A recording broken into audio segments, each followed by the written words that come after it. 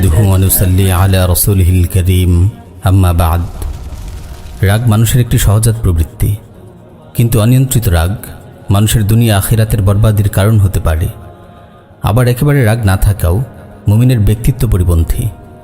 রাগ সম্পর্কে, রাগের হুকুম ও আহকাম সম্পর্কে আমরা খুব কমই জ্ঞান রাখি, অথচ মুমিনের জীবনে এর গুরুত্ব অপরিসীম। একজন আদর্শ মুমিন তার রাগের ব্যাপারে সতর্ক থাকে। সে খুবই সহনশীল হয়, দুনিয়াবি কোনো কারণে কখনো রেগে গেলেও মুহূর্তে নিজেকে সামলে নেয়, কারণ সে জানে রাগ নিয়ন্ত্রণ করা অনেক বড় সওয়াবের কাজ।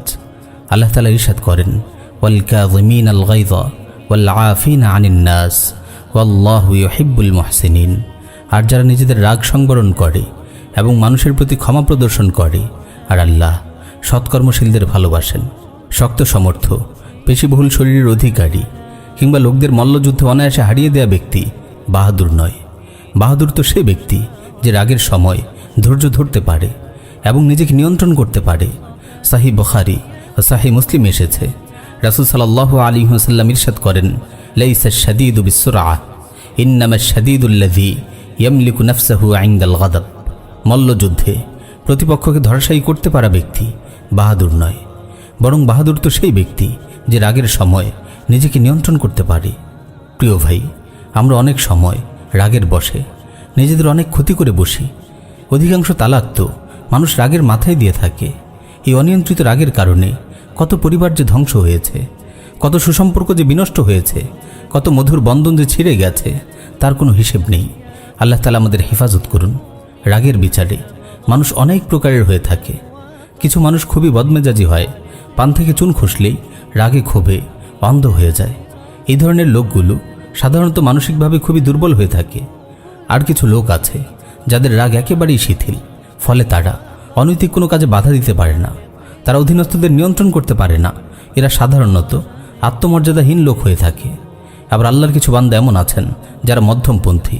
তারা যেখানে যতটুকু প্রয়োজন রাগ করেন। তারা দুনিয়াবি কারণে খুব কমই রাগেন, কিন্তু দিনের ব্যাপারে কোনোরূপ গড়িমসি দেখলে, আল্লাহর কোনো বিধান লঙ্ঘিত হতে দেখলে কিংবা কোথাও দিনের অমর্যাদা হতে দেখলে তারা বাঘের মতো গর্জে ওঠেন। ইসলামী শরিয়া আমাদের এরূপ মধ্যমপন্থায় শিক্ষা দেয়। নবী সাল্লাল্লাহু আলাইহি ওয়াসাল্লাম ব্যক্তিগত কারণে কখনো রাগ করতেন না, কিন্তু দিনের ব্যাপারে কোনোরূপ শৈথিল্য বরদাস্ত করতেন না। সাহিহ বুখারী ও সাহিহ মুসলিমে এসেছে, একবার মাখজুমি গোত্রের এক মহিলা চুরি করে। এখন শরিয়ার বিধান অনুযায়ী তার হাত কেটে ফেলা হবে, কিন্তু মহিলাটি ছিল সম্ভ্রান্ত বংশের। তাই কুরাইশরা তার হাত কাটার বিষয়টিতে ইতস্তত করছিল। তারা এমন কাউকে খুঁজছিল যে হাত কাটা মওকুফ করার জন্য রাসূলুল্লাহর কাছে সুপারিশ করতে পারে।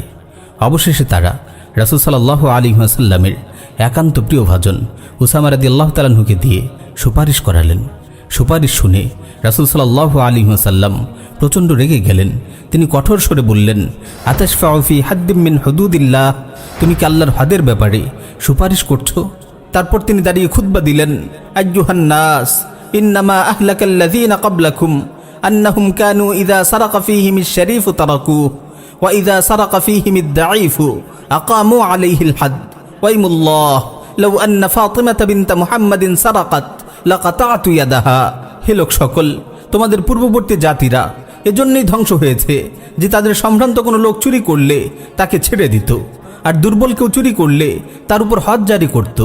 আল্লাহর কসম, যদি মুহাম্মাদের কন্যা ফাতিমাও চুরি করত, তবু আমি তার হাত কেটে ফেলতাম। প্রিয় ভাই, এমনই ছিল রাসূলুল্লাহর অনুপম রাগ। প্রিয় নবীর এই আসমানি আদর্শ আল্লাহ আমাদের অনুসরণ করার তৌফিক দিন। আমিন ইয়া রাব্বাল আলামিন।